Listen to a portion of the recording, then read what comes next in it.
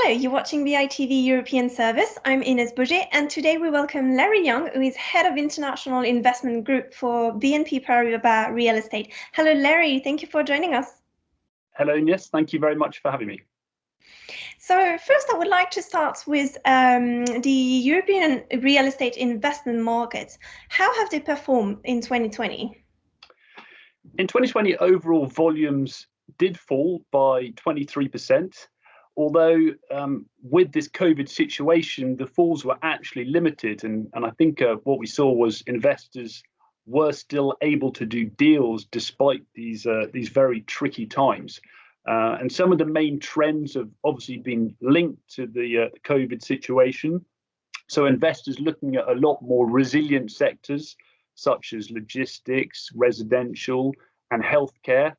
And for the office markets, they've obviously been significantly impacted from the home working situation, but the very core and assets have still remained attractive, and investors have continued to invest.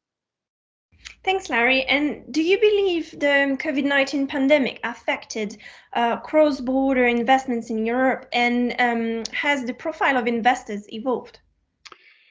Yes, it certainly has, and it did affect that, especially with the travel restrictions. But interestingly, in the fall of investment is actually fallen just as much for domestic and international investors. But what we've seen is it's been really different depending on the region. Areas where investors would have had to travel more, especially in Asia or in North America, we've seen investment volumes fall by 40% for the Asian investors and 32% for North American, whereas European cross-border investors only saw a 20% fall. And interestingly, only an 8% fall from the Middle East. So there has been a fall depending really on travel restrictions.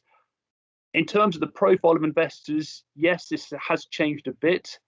We've seen more sovereign wealth funds, we've seen more private investors, and also obviously value-add buyers, often taking the place of property funds and real estate companies that have been more hit by some of the outflows and the drops in share prices.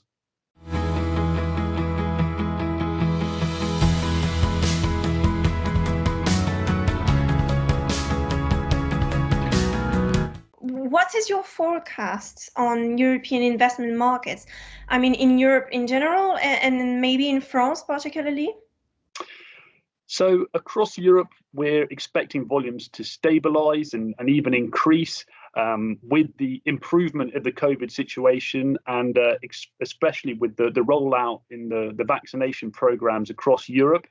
I think with the large markets, we expect the UK probably to recover the quickest, as we've seen high levels of vaccination, but we also saw the market, I'd say, badly affected as well by the Brexit situation over the last 3 years.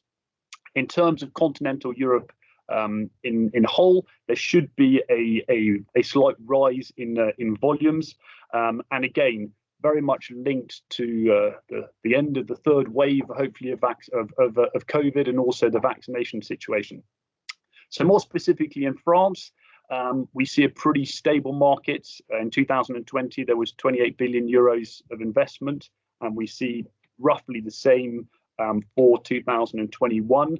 And it will remain one of the key markets for national and international investors, especially the Paris office market, but as well the very strong logistics sector, and also a retail market that's held up better than other European countries. And I think especially the bounce back that we hope to see in the hospitality sectors, with France being such a key location for tourists. So it should be stable, and hopefully we'll have about another 28 billion euros of investment in 2021. Well, thank you so much, Larry, for joining us. Thank you very much. And thank you all for watching.